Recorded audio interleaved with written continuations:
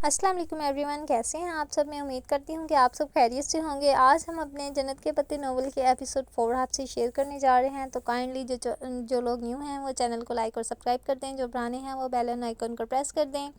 और अब हम इसे स्टार्ट करते हैं। Let's start. जवेद भाई, वो गड़बड़ाकर तस्हीह करतीन के सामने कुर्सी खींच कर बैठी। कौन पाशा? वो बेवक अदा वाला। और हया को लगा इसे इसके जवाब मिलने वाले हैं। जी जी वही, वो खासा मशहूर है। हाँ सुना तो मैंने भी है, बेवक अदा में इसका काफ़ी होल्ड है। वो माल इम्पोर्ट एक्सपोर्ट करता है। क्या वो माफिया का बंदा है? असला स्मगल करता है। एक प्रोफेसर को माफिया के बारे में क्या मालूम होगा हया जी? वो खिसियाहट से मुस्कुराए। यानी कि वो वाकई माफिया का बंदा है और आपको मालूम भी है, मगर आप एतराफ़ नहीं करना चाह रहे। उसने अंधेरे में तीर चलाना चाहा। मैं ठीक से कुछ नहीं जानता। उन्होंने सादगी से हथियार डाल दिए। दफ्तर किचन से अंजम बाजी की चीख बुलंद हुई। क्या हुआ? अंजम बाजी सुर्ख भभू का चेहरा और आंखों में पानी लिए खड़ी थी। मिर्चें, इतनी मिर्चें हया? नहीं, ये तुर्की की मिर्चें फीकी होती हैं। तो मैंने तो सिर्फ 4 चमचे। उनकी आंखें फैल गईं। ये तुर्की नहीं, खालिस मुंबई की मिर्चें हैं। मैं सारे मसाले वहीं से लाती हूँ। ओह नहीं, उसने बेख्तियार दिल पे हाथ रखा, जबकि डीजे हंस हंस कर दोहरी हो रही थी। सर्दी का जोर पहले से ज़रा टूटा था। इस सुबह भी सुनहरी धूप टक्सम स्क्वायर्स पे बिखरी थी। हया, ये टक्सम नाम कितने मज़े का है। इसका मतलब क्या हुआ भला? मैं शहर की मेयर हूँ जो मुझे पता होगा। नहीं, वो मेरी गाइड बुक में लिखा था ना कि टॉक्सम अरबी ज़बान का लफ्ज़ है और इसके मायने शायद बांटने के हैं, क्योंकि यहाँ से नहरें निकलकर सारे शहर में बढ़ जाती थीं। तुम्हें अरबी आती है इसलिए पूछ रही हूँ। अरबी में तो टॉक्सम नाम का कोई लफ्ज़ नहीं है। अरबी में बांटने को तकसीम कहते हैं। सर पे हाथ मारा। टॉक्सम, ओह। वो दोनों इस बात पे खूब हंसती हुई आगे बढ़ने लगीं। वो शॉपिंग के इरादे से आज इस्तिकलाल स्ट्रीट की तरफ आई थीं। इस्तिकलाल स्ट्रीट बेहद लंबी थी। वहाँ इंसानों का एक रश हमेशा से चलता दिखाई दे रहा होता। बहुत से सामने की तरफ जा रहे होते और बहुत से आपकी तरफ आ रहे होते। गली के दरमियान एक पटरी बनी थी जिस पर एक तरीकी सुर्ख रंग का छोटा सा ट्राम चलता था। वो पैदल इंसान की रफ्तार से दुगनी रफ्तार से चलता और गली के एक सिरे से दूसरे तक पहुँचा देता। इस गली को ख़त्म करने के लिए भी घंटा तो चाहिए था। वहाँ दोनों तरफ में दुकानों के चमकते शीशे और ऊपर कमकमे लगे हुए थे। हया, तुमने देखा, इस्तिकलाल स्ट्रीट जैसे मॉडर्न इलाके में भी हर थोड़ी दूर बाद प्रेयर हॉल ज़रूर है। बड़े नेक हैं भाई तुर्क। वो दोनों तंजियाँ हंसी और फिर मतलाशी निगाहों से इधर उधर देखने लगीं। इस्तिकलाल स्ट्रीट आने का असल मकसद जहान से मिलना था और वो सिर्फ इसलिए यहाँ आई थी कि बर्गर किंग जाए, और मैं यहाँ से गुजर रही थी तो सोचा कहकर इससे मुलाकात का बहाना ही ढूंढ ले। वो दोनों साथ साथ तेज़ रफ्तारी से चल रही थीं। वहाँ हवा तेज़ थी और हया के खुले बाल उड़ उड़ कर उसके चेहरे पे आ रहे थे। वो बार बार जैकेट की जेब से हाथ निकालती और उन्हें कानों के पीछे अड़सती। बर्गर किंग का बोर्ड देखा तो डीजे को बताए बिना रेस्टोरेंट के दरवाजे तक आई, और इससे पहले कि वो दरवाजे पे हाथ रखती, दरवाज़ा अंदर से खुला और कोई बाहर निकला। वो बेख्तियार एक तरफ हुई। वो जहान था, वो इसे पहचान गई थी, मगर वो अकेला नहीं था। वो इसके सामने से आता साथ से गुजर कर निकल गया तो वो पलट कर देखने लगी। डीजे ने इसे रुकते नहीं देखा था। वो अपनी धुन में दुकानों को देखती चली गई। हया यूं ही अपने घुटनों तक आते स्याह कोट की जेबों में हाथ डाले इसे देख रही थी। जहान इससे दूर जा रहा था। इसके साथ एक दराज कद लड़की भी थी। कोट स्कर्ट में मलबूस, अपने सुर्ख बालों को ऊंचे जोड़े में बांधे वो लड़की नागवारी से हाथ हिला हिला कर कुछ कह रही थी। जहान ने इसे नहीं देखा। इसे यकीन था। वो डर कर इनके पीछे गई। वो दोनों बहुत तेज़ चल रहे थे। इनकी रफ्तार से मिलने की सही में वो एशियाई लड़की हाँफने लगी थी। बमुश्किल वो इनके ऐन अकब में पहुंच पाई। लड़की बुलंद आवाज़ में सर हिलाती कुछ कह रही थी। जहाँ भी खासा झंझलाया हुआ जो कह रहा था। वो तुर्क बोल रहे थे या कोई दूसरी ज़बान, वो फैसला न कर पाई। शायद तुर्क नहीं थी। वो बहुत लंबे लंबे फ़िक्रे बोल रहे थे, और जितनी तुर्क हया ने अब तक सीखी थी वो ऐसी नहीं थी। तुर्क में फ़िक्रे छोटे होते थे। बस फ़ेल इस्तेमाल किया और इसके आगे पीछे सांप के लाके लगाकर एक बड़ा लफ्ज़ बोल दिया जो मायने में कई फ़िक्रों के बराबर होता था। जहान जहान वो रश में मुश्किल इतनी वास्ते से पुकार पाई कि वो सुन सके। उसकी तीसरी पुकार पे वो रुका। लड़की भी साथ रुकी। वो दोनों एक साथ पलटे। जहान उसके होंठ जहान को देखकर एक मासूम मुस्कुराहट में डलने लगे थे। क्या मसला है? उसने संजीदा उखड़े उखड़े अंदाज में अबरू उठाए। उसके चेहरे पे इतनी सख्ती और नागवारी थी कि हया के मुस्कुराहट में कुलते लब बंद हो गए। उसका रंग फीका पड़ गया। मैं हया, वो बेयकीनी से बिना बल्कि झपके इसे देख रही थी। हाँ तो फिर, वो भवें केड़े बोला। वो लड़की कोट की जेबों में हाथ डाले खड़ी नापसंदगी से हया को देख रही थी। फिर हया ने बेयकीनी से जेरे लब दोहराया। वो शीशद्दर सी जहान को देख रही थी। कोई काम है? कोई काम है, वो मुश्किल जब्त करके बोला। हया ने धीरे से नफ़ी में सर हिलाया। इसमें बोलने की सकत नहीं रही थी। तो मेरी शक्ल क्या देख रही हो? जाओ। वो शाने झटक कर पलटा। लड़की भी एक चलती निगाह इस पर डालकर मुड़ गई। इस्तिकलाल स्ट्रीट पर लोगों का रश आगे बढ़ता गया। ان دونوں کے سراپے ہجوم میں گم ہو رہے تھے، وہ نقطے بنتے جا رہے تھے، مدھم، دور، بہت دور۔ حیا حیا ڈی جے کہیں دور اتل پتل سی سانسوں کے درمیان چلا رہی تھی، مگر وہ سن نہیں رہی تھی۔ لمحے بھر کی تاخیر سے اس کا تعاقب ہار گیا تھا، وہ دونوں بھیڑ میں گم ہو گئے تھے، وہ اپنا منظر کھو چکی تھی۔ آنسو ٹپ ٹپ اس کی تھوڑی سے نیچے گردن پہ لڑکتے گئے۔ حیا کدھر رہ گئی تھی تم؟ ڈی جے نے ڈھال سی آ کر اس کا شانہ جھنجھوڑا، اس کا سانس پھول چکا تھا اور وہ ہانپ رہی تھی۔ میں کہیں بہت پیچھے رہ گئی ہوں ڈی جے، وہ اسی سمت دیکھتے ہوئے بڑبڑائی تھی۔ اس نے ایک ہاتھ سے اوون کا ڈھکن کھولا اور دوسرے ہاتھ سے گرم ٹرے باہر نکالی۔ ٹرے پہ بری خستہ گرم گرم جنجر بریڈ تیار پڑی تھی، ادرک کی ہلکی سی خوشبو سارے کچن میں پھیلی تھی۔ وہ دوسرے ہاتھ سے جنجر بریڈ کو چیک کرتی سیدھی ہوئی اور ٹرے لا کر کاؤنٹر پہ رکھی۔ وہ سفید ڈھیلی سی آدھے بازوؤں والی شرٹ اور کھلے سیاہ ٹراؤزر میں ملبوس تھی۔ مبتسم کاؤنٹر کے ایک طرف کھڑا پیالے میں انڈے کی سفیدی پہن رہا تھا۔ ڈی جے وہ دوسری طرف کھڑی سجاوٹ کے لیے بنٹی اور رنگ برنگے بینز کے پیکٹ کھول کھول کر پلیٹ میں انڈھیل رہی تھی۔ ہر رنگ کے بینز، کینڈیز اور سرخ بینز کا ڈھیر لگ چکا تھا۔ آج حسین کی سالگرہ تھی۔ آج حسین کی سالگرہ تھی۔ روایتی طریقے سے کیک بنانے کی بجائے حیا اس کے لیے جنجر بریڈ ہاؤس تیار کر رہی تھی۔ 1 فٹ اونچا جنجر بریڈ سے بنا گھر جو چاکلیٹ کریم اور رنگ برنگی جیلی سے سجانا تھا، وہ پچھلے 4 گھنٹے سے لگی ہوئی تھی اور اب ملا کر اس کے جنجر بریڈ کے 6 کے 6 بیگ ہو چکے تھے۔ آؤ اس کو جوڑتے ہیں، اس نے کہا تو مبتسم جو آئسنگ بنا چکا تھا پیالہ رکھ کر اس کی طرف آیا۔ حیا اور مبتسم نے احتیاط سے دیواریں متعدل کھڑی کیں اور ان کے جوائنٹ پہ بطور گم مخصوص سرپ لیپ دیا۔ دیواریں سیدھی کھڑی رہیں۔ زبردست! وہ پرجوش ہو گئی۔ وہ دونوں اب اگلی دیوار جوڑنے لگے۔ حیا کے ماتھے سے جھولتی لٹ بار بار آنکھوں کے سامنے آتی۔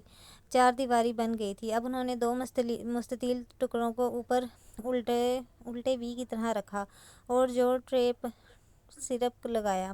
چھت برقرار رہی۔ حیا تم گریٹ ہو۔ وہ بھورا سا گھر بنا رنگ یہ آرائش کے بھی اتنا حسین لگ رہا تھا کہ مبتسم بے اختیار ستائش سے بولا، مجھے پتہ ہے۔ وہ دھیرے سے ہنسی۔ وہ تینوں اب الا بلا کینڈیز اور جیلیز سے دیواروں کی سجاوٹ کرنے لگے۔ اب استنبول کی برف باری کا مزہ اپنے گھر کو بھی چکھائیں۔ حیا آئسنگ، شوگر اور چھلنی لے آئی۔ اس نے سفید سوکھے آٹے کی شکل کی آئسنگ شوگر چھلنی میں ڈالی اور گھر کے اوپر کر کے چھلنی آہستہ آہستہ ہلانے لگی۔ چھلنی کے سوراخوں سے سفید ذرے نیچے گرنے لگے۔ بھورے گھر پر برف باری ہونے لگی۔ حیا کا جنجر بریڈ ہاؤس تیار تھا۔ اس نے احتیاط سے ٹرے اٹھائی۔ گھر برقرار رہا۔ یہ اس کی 4.5 گھنٹے کی محنت کا ثمر تھا۔ کسی سالگرہ کی تقریب سے پہلے حیا سلیمان نک سک سے تیار نہ ہو، حیرت انگیز بات تھی، مگر آج اس کی تیاری وہ گھر ہی تھا۔ اسے اپنے رف ہولیے، ایپرن اور چہرے پر لگے دھبوں کی پرواہ نہیں تھی۔ اس کی ساری توجہ ٹرے میں سجے جنجر بریڈ ہاؤس پر تھی۔ وہ ڈی جے اور مبتسم کے پیچھے چلتی کامن روم میں داخل ہوئی، جہاں فاصلے فاصلے پہ گول میزوں کے گرد کرسیوں کے پھول بنے تھے۔ درمیانی میز پہ گفٹس اور حسین کا لایا ہوا کیک رکھا تھا۔ 12 ممالک کے ایکسچینج اسٹوڈنٹس آ چکے تھے۔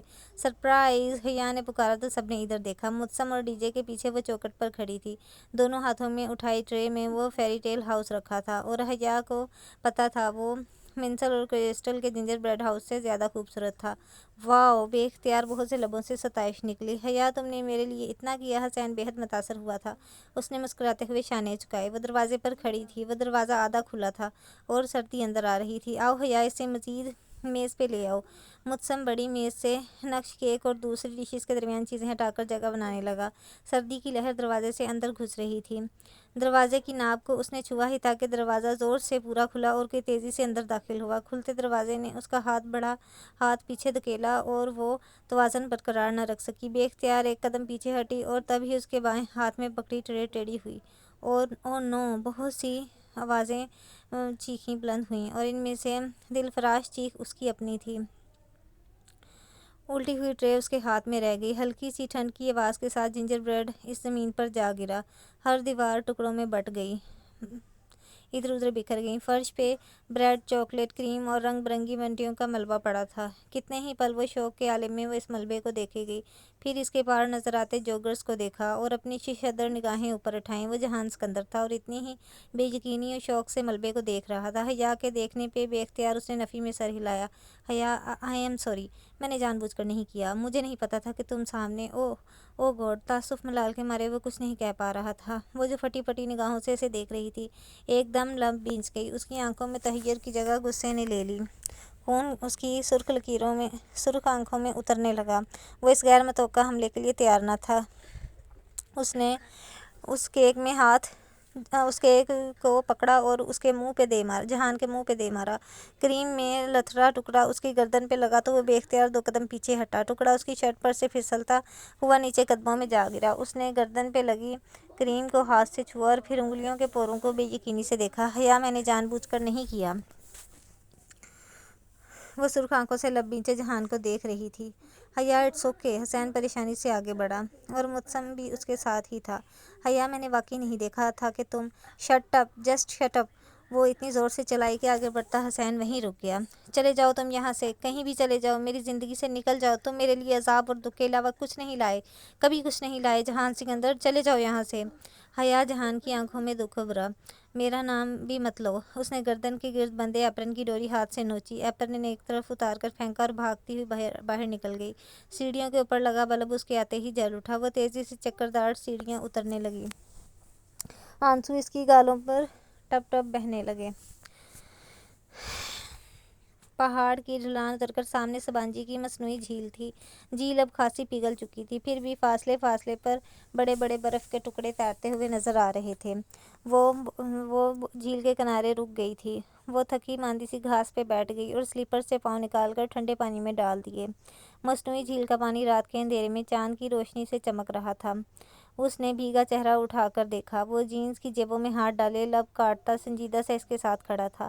سوری حیا، میں تو معذرت کرنے آیا تھا کہ اس روز کام کی پریشانی میں تم سے مس بہیو کر گیا۔ مگر چپ چاپ بے آواز روتی سے دیکھنے لگی۔ آئی ایم ریئلی سوری، میں نے تمہارا اتنا نقصان کر دیا۔ میں نے تمہیں دیکھا نہیں تھا، مجھے نہیں معلوم تھا کہ تم دروازے کے پار کھڑی ہو۔ میں نے تمہارا بڑا ہوا ہاتھ نہیں دیکھا تھا، اپنی دانست میں بہت تیز چل رہا تھا اور انجانے میں تمہارا ہاتھ دھکیل دیا، تمہاری ساری ریاضت ضائع کر دی۔ شاید وہ صرف جنجر بریڈ ہاؤس کی بات کر رہا تھا، مگر میں مداوا کر دوں گا۔ مداوا؟ اس کے بہتے آنسو پل بھر کو تھمے۔ ہاں، میں بالکل تمہیں بالکل ایسا جنجر بریڈ ہاؤس بنا کر لا دوں گا۔ اور اس کا دل چاہا وہ پھوٹ پھوٹ کر پھر سے رو دے۔ مائی فٹ جہان سکندر۔ وہ ایک جھٹکے سے اٹھی اور گیلے پیر پانی سے نکال کر سلیپرز میں ڈالے۔ میری زندگی میں جنجر بریڈ ہاؤس سے بڑے مسائل ہیں۔ وہ تیزی سے پلٹی تو ڈھیلے جوڑے کا آخری بل بھی کھل گیا۔ جہان لب کاٹتا اسے دور جاتے دیکھ رہا تھا۔ وہ تکیے سے ٹیک لگائے پاؤں لمبے کمبل میں لیٹی تھی، ساتھ والے بینک پہ ٹالی منہ پہ تکیہ رکھے سو رہی تھی۔ حسین کا birthday gingerbread house ٹوٹنے سے خراب نہیں ہوا، اس کا برتھ ڈے تمہارے اوور ری ایکشن سے خراب ہوا ہے۔ تم نے اپنے کزن کے ساتھ اچھا نہیں کیا، اس کا قصور نہیں تھا، اس نے تمہیں واقعی نہیں دیکھا تھا۔ اگر تم تھوڑا سا ضبط کر لیتی اور کھلے دل سے اپنے کزن کو ویلکم کرتی تو ہم نے اس جنجر بریڈ ہاؤس کو یادگار بنا لیتے، اسے ایک دوسرے کے چہروں پہ ملتے، اس کے ساتھ تصویریں کھنچواتے اور کیا کچھ نہ کرتے۔ چیزیں وقتی ہوتی ہیں، ٹوٹ جاتی ہیں، بکھر جاتی ہیں، رویے دائمی ہوتے ہیں، صدیوں کے لیے اپنا اثر چھوڑ جاتے ہیں۔ انسان کو کوئی چیز نہیں ہرا سکتی جب تک کہ وہ خود ہار نہ مان لے، اور تم نے آج ایک ٹوٹے ہوئے جنجر بریڈ ہاؤس سے ہار مان لی۔ لیپ ٹاپ کی اسکرین پہ نگاہیں جمائے ڈی جے تیزی سے کچھ ٹائپ کرتی کہہ رہی تھی۔ حیا اسی طرح ببل چباتی موبائل کے بٹن دباتی رہی۔ تمہارے جانے کے بعد سب اتنے شرمندہ تھے کہ مت پوچھو کس طرح میں نے بمشکل سب کو منا کر حسین سے کیک کٹوایا۔ دفتن حیا کا موبائل بجا تو ڈی جے خاموش ہو گئی۔ حیا نے لب بھینچے اسکرین کو دیکھا، وہاں جہان کا موبائل نمبر لکھا آ رہا تھا۔ چاہنے کے باوجود بھی وہ کال مسترد نہ کر سکی۔ کیا ہے؟ اس نے فون کان سے لگا کر بہت آہستہ سے کہا۔ ابھی تک خفا ہو؟ وہ ایک دم اتنی اپنائیت سے پوچھنے لگا کہ وہ لب کاٹ کر رو گئی۔ خفا ہونے کا اختیار اپنوں کو ہوتا ہے، مجھے یہ اختیار کبھی کسی نے نہیں دیا۔ اتنے لمبے مکالمے مت بولو، مجھ سے اب سردی میں نہیں کھڑا ہوا جا رہا، فوراً باہر آؤ۔ وہ ایک دم اٹھ بیٹھی۔ تم کہاں ہو؟ آنسو غائب ہوئے۔ تمہارے ڈورم کے باہر بالکنی میں کھڑا ہوں۔ میرے اللہ، تم اب تک یہیں ہو؟ وہ فون پھینک کر اٹھی، تیزی سے سیڑھیاں پلانگتی نیچے اتری اور دوڑ کر دروازہ کھولا۔ وہ بالکنی کی ریلنگ سے ٹیک لگائے سینے پہ بازو لپیٹے کھڑا تھا۔ اسے دیکھ کر مسکرایا۔ اف جہان۔ حیا دروازہ بند کر کے اس تک آئی۔ اس نے ٹی شرٹ کے اوپر ایک کھلا سا سیاہ سویٹر پہن لیا تھا۔ کب سے کھڑے ہو ادھر؟ جب سے تم نے بتایا کہ تمہاری زندگی میں جنجر بریڈ ہاؤس سے بڑے مسائل ہیں، میں نے سوچا ان کو حل کیے بغیر نہ جاؤں۔ چائے تو نہیں پلاؤ گی؟ وہ کچھ ایسے ڈرتے ہوئے بولا کہ وہ ساری تلخی بلا کر ہنس دی۔ آؤ تمہیں ایپل ٹی پلاتی ہوں، تمہارے ترکی کی سوغات ہے، ورنہ پاکستان میں تو ہم نے کبھی سیب والی چائے نہیں پی تھی۔ وہ دونوں ساتھ ساتھ اندرونی سیڑھیاں اترنے لگے۔ اور ہم یہی پی کر بڑے ہوئے ہیں، کتنا فرق ہے نا ہم میں۔ وہ شاید یوں ہی بولا تھا، مگر کچن کا دروازہ کھولتی حیا نے مڑ کر اسے ضرور دیکھا تھا۔ ہاں، بہت فرق ہے ہم میں۔ اس نے تسلیم کر لیا تھا، اس نے ہار مان لی تھی کہ اور انسان کو کوئی چیز نہیں ہرا سکتی جب تک کہ وہ خود۔ اف، یہ ڈی جے کے سنہری اقوال بھی نہ۔ وہ سر جھٹک کر کچن میں داخل ہوئی۔ ایپل ٹی تو ختم ہے، اب سادہ چائے ہو جائے۔ दूध निकालो, मैं चाय का पानी चढ़ाता हूँ। वो आगे बढ़ा, देज की ढूंढ ढांड कर निकाली, उसमें पानी और पत्ती डालकर चूल्हे पे चढ़ाई और चूल्हा जला दिया। वो ऐसा ही था, फ़ौरन से काम कर देने वाला। उसके हाथ बहुत सख्त और मजबूत से लगते थे। काम की मेहनत और मशक्क़त के आदी वो इस्तांबुल की वर्किंग क्लास का नुमाइंदा था। अब वो स्लैब पे रखे बर्तन जमा करके सिंक में डाल रहा था। रहने दो जहान, मैं कर लूँगी, तुमने करने होते तो अब तक कर चुकी होती। अब इससे पहले कि पानी सूख जाए दूध डाल दो, बल्कि मुझे दो, मैं डालता हूँ। उसने प्लेट धोते हुए दूसरे हाथ से दूध का डब्बा उठाया और खुद ही देचकी में ढेल दिया। वो इसे देख कर रह गई। वो खुले नल समेत ब्लेड खंगाल रहा था। जीन्स और जॉगर्स पहने, स्वेटर के आस्तीन ने कोहनियों तक मोड़े, वो टक्सम स्क्वायर की मेट्रो में मौजूद इस एग्जेक्टिव से कितन मुख्तलिफ लग रहा था। हया हया, डीजे हवास पाख्ता सी चलाती हुई किचन में दाखिल हुई। तुम्हारा फ़ोन मर जाएगा बज बज कर। ओह अस्सलाम वालेकुम। जहां को देखकर वो गड़बड़ा गई। वालेकुम अस्सलाम, जहां ने पलटकर इसे जवाब दिया। तुम्हारा फ़ोन। वो हया को फ़ोन थमाकर वापस मुड़ गई। हया ने मोबाइल पर देखा, 5 मिस्ड कॉल, तुर्की का कोई गैर शनासा नंबर। उसी वक्त उसका मोबाइल फिर बजने लगा। उसने स्क्रीन को देखा, वही तुर्की का नंबर। इस बार उसने कॉल मसूल की कर ली। हेलो। जब वो बोली तो उसकी आवाज़ में तो जब था। हया सुलेमान, बंदे को अब्दुर्रहमान पाशा कहते हैं। अब तक तो आप मुझे जान गई होंगी, वो शयस्ता उर्दू में कह रहा था। उसकी आवाज़ में मुंबई के बासियों का तीखापन था और लहजा बहुत ठंडा। हया का रंग फीका पड़ गया। उसने पलकें उठाकर जहान को देखा। वो बहुत गौर से इसके जबड़े के उतार चढ़ाव को देख रहा था। रॉन्ग नंबर, उसने कहकर फ़ोन रखना चाहा, मगर वो आगे बढ़ा और मोबाइल इसके हाथ से ले लिया। कौन? वो फ़ोन कान से लगाकर बोला तो उसके चेहरे पे बेपनाह सख्ती थी। कौन? उसने दोहराया। शायद दूसरी जानब से कोई कुछ नहीं बोल रहा था। बंद कर दिया है उसने। मोबाइल हया की तरफ बढ़ाते हुए जांचती मशकूक निगाहों से इसे देखा। कौन था? तुम्हें नहीं पता? तुम्हें नहीं बताया तो मुझे क्यों बताता? शायद रॉन्ग नंबर था। तुम्हें कोई तंग तो नहीं कर रहा? फिर जैसे वो चौंका। वो फूल पता नहीं कौन है। उसने शाने उचकाए। जाने दो, हरासमेंट एक जुर्म है, हम इसके लिए पुलिस के पास जा सकते हैं। वो कुछ सोचकर बोला, किसी मसले का हल जहां सिकंदर के पास ना हो ऐसा मुमकिन था भला? जाने दो। गो के वो मुतमिन नहीं हुआ था, मगर सर हिलाकर पलट गया और नल फिर से खोल दिया। हया ने मोबाइल को साइलेंट पे लगाकर जेब में डाल दिया। वो इस नाजुक रिश्ते में मजीद बदगुमानी की मतहम्मल ना थी। चूल्हा क्यों बंद कर दिया? अभी पकने देती, मैं ज़्यादा कड़ी हुई चाय पीने का आदी हूँ। मैंने नहीं किया, ये ऑटोमेटिक है, हर 15 मिनट बाद 10 मिनट के लिए बंद हो जाते हैं। ये अच्छा काम है। इसे जैसे कोफत हुई। फिर आखिरी बर्तन कंगालते हुए दोबारा चूल्हे को सोचती नज़रों से देखता रहा। बर्तन धुल गए तुम्हारे, अब तुम्हारी ज़िंदगी के अगले मसले को हल करते हैं। उसके बाद कौन सा मसला है वो भी बताओ। मेरी ज़िंदगी के मसले टूटे कैबिनेट या ठंडे चूल्हे की तरह नहीं है जो तुम हल कर लो। अच्छी भली ज़िंदगी है तुम्हारी, क्या मसला है तुम्हें सिवाय इस बेकार चूल्हे के? कोई तो हल होगा इसका भी। वो निचला लब दबाए झुककर स्विच से छेड़छाड़ कर रहा था। इसका भी कोई हल नहीं है। ये नामुमकिन है कि किसी मसले का कोई हल ना हो। जहां रहने दो, मेरी कार से मेरा टूल बॉक्स ले आओ, डैशबोर्ड में पड़ा होगा, तब तक मैं इसे देखता हूँ। वो जीन्स की जेब से चाबियों का गुच्छा निकालकर इसकी तरफ बढ़ाए, गर्दन नीचे झुकाए चूल्हे के इर्द गिर्द कुछ तलाश कर रहा था। वो जहान ही क्या, जो कुछ करने की ठान ले तो फिर किसी की सुने। उसे मेट्रो में अपने जूते के तस्मे खोलता जहान याद आया था। जहान की छोटी सफ़ेद सी कार हॉस्टल की सीढ़ियों के आखिरी जीने के सामने खड़ी थी। वो वापस आई तो छुरी से ही शुरू हो चुका था और पाइप सॉकेट और पता नहीं क्या क्या खोले बैठा था। चंद मिनट वो खामोशी से स्लैब के साथ टेक लगाए खड़ी से काम करते देखती रही। चंद सब्र आजमा पल बैठे और फिर वो फातिहाना अंदाज में हाथ झाड़ते हुए उठा। ये चौथा चूल्हा जो कोने में है, ये फिक्स कर दिया है, अब ये खुद से नहीं बुझेगा। इसने कहने के साथ ही अमली मुजाहरे के तौर पर चूल्हे को जला दिया और फिर चाय की केतली इस पे रख दी। ये जो तुमने हरकत की है ना जहान सिकंदर, ये गैर कानूनी है। अगर किसी को पता चल गया तो। सबांजी में स्मोकिंग भी गैर कानूनी है, मगर स्टूडेंट्स करते हैं। ड्रिंकिंग भी गैर कानूनी है, स्टूडेंट्स वो भी करते हैं। और कमरों में छोटे चूल्हे और माइक्रोवेव रखना भी गैर कानूनी है, वो भी रखते हैं। सो तुम भी अपनी मर्जी करो। वो काउंटर से टेक लगाए खड़ा बड़ी लापरवाही से बोला तो वो हंस दी। तुम समाजी से पढ़े हो, जितनी मालूमात हैं। समाजी से पढ़ा होता तो एक छोटा सा रेस्टोरेंट चला रहा होता। हम तो आम सरकारी यूनिवर्सिटीज़ में पढ़ने वाले मिडिल क्लास लोग हैं मादम। वो जब भी अपनी कम आमदन का जिक्र करता, उसके ज़ाहिर मुस्कुराते लहजे के पीछे एक तलख उदासी होती। खैर है, या गहरी सांस लेकर चूल्हे की तरफ आई। इस वीकेंड पर डिनर करें साथ। उसने एक झटके से सर उठाया। ज़रा सी चाय छलनी के दहाने से फिसलकर प्याली पकड़े उसके हाथ पे गिरी, मगर वो बेहद हैरत पे यकीनी से जहान को देखे गई। अच्छा नहीं करते, गलती से कह दिया, वो जैसे शर्मिंदा हो गया। नहीं मेरा मतलब है, ठीक है श्योर, मगर कहाँ? वो जल्दी से बोली, मुबादा वो कुछ गलत ना समझ ले। फिर अपनी जल्दबाजी पे भी खपत हुई। इस्तक़लाल जदीसी में कहीं भी तुम्हें बस टॉक्सम पे उतारती है ना। हया ने उसकी प्याली उठाकर उसे दी तो उसके सर के ज़रा से इस बात के साथ थाम ली। हाँ, वो अपनी प्याली करके इसके मुकाबिल स्लेब से टेक लगाए खड़ी हो गई। फिर मैं तुम्हें टॉक्सम से पिक कर लूँगा हफ्ते की रात 8 बजे। ठीक।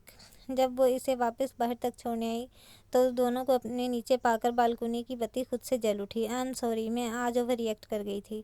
जहान ने पलट कर उसे देखा। किचन के सारे बर्तन धुलवा कर, चूल्हा ठीक करवा कर और चाय के 2 कप बनवा कर तुमने बिलाकर मान ही लिया। बहुत शुक्रिया, अब मैं सुकून से सो सकूँगा। वो गोया बहुत तशक्कुर और एहसान मंदी से बोला था। वो खफत से हंस दी। कहा ना सॉरी मुझे भी नहीं करनी चाहिए, मगर वो मैं डिनर पे करूँगा। आधार रहा, हफ्ते की शाम 8 बजे शार्प। मुझे याद रहेगा। वो सीढ़ियाँ उतरने लगा। वो ज़ेरे लब के गुनगुनाते हुए कमरे में दाखिल हुई। तुम्हारा कज़न हैंडसम है, डीजे ने मसरूफ़ अंदाज में तबसरा किया। सो तो है, उसने बिस्तर में लेट कर डीजे को देखते हुए जवाब दिया। ये वही भुप्पो का बेटा है ना? वही शादीशुदा। हाँ, इसके लबों पे दबी दबी मुस्कुराहट दर आई। अच्छा। डीजे मायूसी से खामोश हो गई। हया ज़ेरे लब वही धुन गुनगुनाने लगी। बको मत, मुझे असाइनमेंट बना दो। कुछ देर बाद ही डीजे झंझला कर बोली। दरवाज़ा खुला था। उसने धकेला तो वो एक नागवार मगर आहिस्ता आवाज़ के साथ खुलता चला गया। सामने लाउंज में अबतरी फैली हुई थी। छोटा सा किचन भी साथ ही था, जिसमें उसकी बीवी काम करती हुई दिखाई दे रही थी।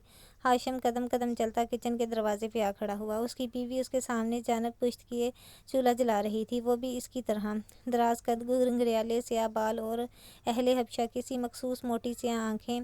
डॉक्टर क्या कहता है? वो चौंक कर पलटी। सर्जरी होगी, इसके लिए बहुत पैसे चाहिए। वो खामोशी से खड़ा सुनता रहा। पैसों का इंतज़ाम हुआ? नहीं। हाशिम ने गर्दन दाएं से बाएं हिलाई। तो अब क्या होगा? तो क्या कहता है वो? बेकरार हुई। तुमने पाशा से बात की? क्या कहता है वो? नहीं देगा पैसे। जो काम मैं कर रहा हूँ बस उसी की कीमत देगा, ऊपर एक क्रश भी नहीं। क्यों? इतना तो पैसा है उसके पास, पूरा महल तो खड़ा कर रखा है बेवकदा में। फिर हमें क्यों नहीं देगा? वो कहता है उसने कोई खैराती इदारा नहीं खोल रखा। और फिर मजीद किस खाते में दे? मैंने अभी तक उसकी पिछली रकम नहीं लौटाई। हाँ, तो वो हारिस के इलाज पे लग गए थे। कोई जुआ तो नहीं खेलते हम? उसने गुस्से से हाथ में पकड़ा कपड़ा मेज़ पर दे मारा। वो नहीं देगा, मैं क्या करूँ? वो बेहद मायूस था। मुझे नहीं पता हाशिम, कहीं से भी हो तुम पैसों का बंदोबस्त करो वरना हारिस मर जाएगा। हाशिम ने बेचारगी और करब से सर झटका। हाशिम, कुछ करो। करता हूँ कुछ। वो जिस शिकस्तगी के आलम में आया था उसी तरह वापस लौट गया। उसकी स्याह पेशानी पे तफक्कर की लकीरों का जाल बिछा हुआ था। वो मुस्तरब सी उंगलियां मरोड़ती खड़ी उसे जाती देख ही रही थी। फिर एक नज़र बंद कमरे के दरवाजे पे डाली, जहाँ उनका बेटा सो रहा था। डीजे ने दरवाज़ा खोला तो वो इसके आईने के सामने खड़ी दिखाई दी। दरवाज़ा बंद करके आई और हया के सामने खड़े होकर पूरी फुर्सत से और बहुत मशकूक निगाहों से इसे देखा। इसके हाथ में मस्कारा ब्रश था और वो आईने में देखती आंखें खोली एहतियात से पलकों से ब्रश मिस कर रही थी। गहरा काजल, स्याह सुनहरी आई शैडोज़ और लबों पे चमकती गुलाबी लिपस्टिक। वो बहुत मेहनत से तैयार हो रही थी। बाल यूं सेट कर रखे थे कि ऊपर से सीधे आते बाल कानों के नीचे से मुड़कर घुंघराले हो जाते थे। बालों पे उसने कुछ लगा रखा था कि वो गीले गीले से लगते थे। और जो फराक उसने पहन रखा था उसकी पेटी कदीम तर्ज के सुनहरी सिक्कों से भरी थी। आस्तीन बहुत छोटी थी। किधर की तैयारियां हैं? डीजे ने उसे सर से पैर तक देखा। डिनर की। उसने अपने लिप ग्लोस के चंद कतरे लबों पे लगाए और आईने में देखते हुए होंठ आपस में मस करके खोले। किसके साथ? जहान के साथ। उसने बेसाख्ता लबों से फिसला। वो शादीशुदा है। अच्छा। वो 2 घंटे सर्दी में बालकनी में खड़ा रहता है, चूल्हे के तारों में हाथ डालकर उसे ठीक करता है, सारा किचन साफ कर जाता है, फिर तुम्हें डिनर पे बुलाता है और तुम इस सारी तैयारी के साथ जा रही हो। फिर सोच लो वो अब भी शादीशुदा है। बको मत। वो हंसते हुए कुर्सी पे बैठी और झुककर अपनी स्याह हाई हील्स पहनने लगी। ना बताओ, मैं भी पता करके रहूँगी। डीजे मुँह पे हाथ फेरती अपनी कुर्सी पे बैठ गई। हया ने गुनगुनाते हुए मेज़ पे रखा अपना छोटा सुनहरी क्लच उठाया। वही दावर भाई की मेहंदी वाला क्लच जो उसने जहाज़ में भी उठा रखा था। कॉलिंग कार्ड भी रखा था। बारीक लंबी हील से पथरीली सड़क पर चलते हुए उसने कोट सीधा किया और पहना। फिर चलते चलते सामने से बटन बंद किए। गौरसल का स्टाफ ज़रा दूर था, उसे वहाँ तक पैदल जाना था। वो कोट की जेबों में हाथ डाले सर झुकाए तेज़ तेज़ सड़क पर चलती जा रही थी। जिस लम्हे वो गोरसल स्टाफ के करीब पहुंची, उसे गोरसल और सबांजी के गेट से बाहर निकलती दिखाई दी। हाले ने कहा, जिस दिन तुम्हारी गोरसल छूटेगी उस दिन हाले नूर तुम्हें बहुत याद आएगी। उस पल बेबसी और दुख से उसको दूर जाती गोरसल देखकर उसे वाकई हाले नूर बहुत याद आई थी। उसने जेब से मोबाइल निकाला और जहान सिकंदर को पैगाम लिखा, मेरी गोरसल छूट गई है, मुझे पिक कर लो, मैं स्टॉप पे खड़ी हूँ। वो कितनी देर वहाँ सड़क पर टहलती रही मगर उसका जवाब नहीं आया। जवाब देने का भी क्रेडिट नहीं था। हॉर्न की आवाज़ पर वो अपने हाल में लौट आई, जहाँ एक स्याह चमकती कार उसके एन सामने खड़ी थी। ड्राइवर ने बटन दबाकर अपनी तरफ का शीशा नीचे किया और ज़रा सा चेहरा मोड़कर उसे मुखातब किया, मादम सुलेमान, टाक्सम स्क्वायर, जहान सिकंदर। तुर्क लबो लहजे में ड्राइवर ने चंद अल्फाज अदा किए तो उसने सर हिला दिया और दरवाज़ा खोलकर पिछली नशिस्त पर बैठ गई। यकीनन जहान का ड्राइवर था, गो कि उसने मफलर चेहरे के गिर्द लपेट रखा था। बहुत शुक्रिया, मैं पहुंच रही हूँ, लिखने लगी। ज़रा की ज़रा उसने निगाह उठाकर बैक व्यू मिरर में एक बार दोबारा देखा, मगर ड्राइवर ने उसे कुछ यूँ सेट कर रखा था कि वो सिर्फ अपना चेहरा देख सकती थी। टाक्सन स्क्वायर पे तरीकी के पंछी अपने पर पिला रखे थे। बुरा स्क्वायर एन मसनूई रोशनियों से चमक रहा था। मुजस्मा आज़ादी को चारों तरफ से घास के गोल की तराजी ने घेर रखा था, जैसे किसी फूल की 4 पत्तियां हों, और हर पत्ती के किनारों की लकीर पे पथरीली रोशनी बनी हुई थी। ड्राइवर ने स्क्वायर के मुकाबले एक इमारत की बिरौनी दीवार के साथ गाड़ी खड़ी कर दी। जहान सिकंदर, उसने उंगली से उसी दीवार के साथ साथ दूर इशारा किया। जहान सिकंदर की सफ़ेद कार खड़ी थी, यूं कि वो दीवार के इस किनारे पे थी तो ये स्याह कार इस किनारे पर। उसने दरवाज़ा खोला और बारीक हील एहतियात से बाहर सड़क पे रखी। टाक्सन स्क्वायर को इसकी हील्स पसंद नहीं थी, उसे अंदाज़ा था। वो अपनी गाड़ी के साथ ही खड़ा था। बोनट खोलकर वो झुके हुए कुछ तारें जोड़ रहा था। स्याह जैकेट और जीन्स में मलबूस, हमेशा की तरह आम से हुलिये में। वो कोट की जेबों में हाथ डाले सहज सहज कर चलती इस तक आई। वो कुछ गुनगुनाते हुए एक तार को दूसरी के साथ जोड़ रहा था। हील की टक टक पे रुका और गर्दन घुमा कर देखा। अस्सलाम वालेकुम। इसे देखकर मुस्कुराते हुए सीधा हुआ। वालेकुम अस्सलाम। इस तारीख कोने में क्या कर रहे हो? मेरी कार हर खास मौका पर दगा दे जाती है, अब भी मसला कर रही है। खैर, मैं फिक्स कर लूँगा। वो तो तुम कर लोगे, मुझे पता है। जहान सिकंदर के पास हर मसले का हल होता है। तुम बताओ, पूरे स्क्वायर पे मुझे तलाशते तुम्हें कितनी देर लगी? और बस पे आई हो? नहीं, तुम्हारी भेजी गई शोफर ड्रोन कार में आई हूँ। वो धीरे से हंस दिया। ये तंज कहाँ से सीख ली हैं तुमने? मैं इतना भी गरीब नहीं हूँ कि तुम यूँ मेरा मजाक उड़ाओ। वो हंसकर सर झटकता अब बोनट बंद कर रहा था। हया ने गर्दन फेर कर पीछे देखा। तवेल सड़क पर गाड़ी अब कहीं भी नजर नहीं आ रही थी। स्याह कार इसी तरह खड़ी थी। तुम्हें मेरा मैसेज नहीं मिला था? वो कदरे बेचैनी से बोली। मैसेज? जहां ने जेब थपथपाई। मेरा मोबाइल कहाँ गया? उसने दूसरी जेब में हाथ डाला और अपना स्मार्टफोन निकाला, फिर उसकी स्क्रीन को उंगली से छुआ। नहीं, उसने स्क्रीन हया के चेहरे के सामने की। वहाँ इनबॉक्स खुला था और हया का कोई पैगाम न था। हया ने बेख्तियार अपने हाथ में पकड़े फ़ोन को देखा। इस पर पैगाम रुकने का निशान नज़र आ रहा था। उसने जल्दी से बटन दबाते हुए आउट बॉक्स खोला। ओहो, मैसेज नहीं, बैलेंस ही नहीं था तो कैसे जाता? कोई ख़ास बात थी क्या? वो कार को लॉक लगा रहा था। तुमने मुझे इस पार्किंग एरिया में डिनर कराना है या किसी महजब जगह पर? वो बात बदल गई और कुन आँखियों से इस लशपश चमकती से आकार को देखा जो दूर खड़ी थी। उसे किसने भेजा? वो कुछ भी समझने से कासर थी। अगर कार मेरा इतना वक्त ज़ाया ना कराती तो मैं अब तक किसी रेस्टोरेंट में जगह ढूंढ चुका होता। लेकिन अब भी देर नहीं हुई। दोनों साथ साथ सड़क के किनारे चलते रहे। इस्तक्लाल स्ट्रीट, वो तवील गली टाक्सम स्क्वायर के साथ से ही निकलती थी। वो हफ्ते की रात थी, सो इस्तक्लाल स्ट्रीट रोशनियों में नहाई रंगों और कमकमों से सजी रौनक के अरूज पर थी। वो आगाज़ में ही दाएं बाएं हाथ की कितार में बने रेस्टोरेंट में चले आए। ज़ोर रोशनियों से मज़ीन छत और जगमगाते फानूस ने रेस्टोरेंट के माहौल को एक ख्वाबनाक सा तासुर दे रखा था। उसने कोने वाली खाली मेज़ के साथ रखे स्टैंड पे हया ने अपना कोट लटकाया और कुर्सी खींचकर जहान के मुकाबिल बैठी। जर्द रोशनियों में उसके फराक के सुनहरी सिक्के चमकने लगे थे।